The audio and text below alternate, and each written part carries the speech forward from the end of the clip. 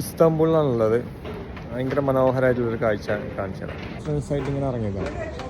ഇവിടെ മെട്രോ സ്റ്റേഷൻ്റെ ഉള്ളിൽ നോക്കി ഇങ്ങനെ വെള്ളം. ഇപ്പോൾ പുറത്ത് നല്ല തണുപ്പാണ്. പൂച്ചക്കുള്ള ഭക്ഷണം, പൂച്ചക്കും പട്ടിക്കും ഉപയോഗിക്കാം. പിന്നെ അവർക്കുള്ള വെള്ളം.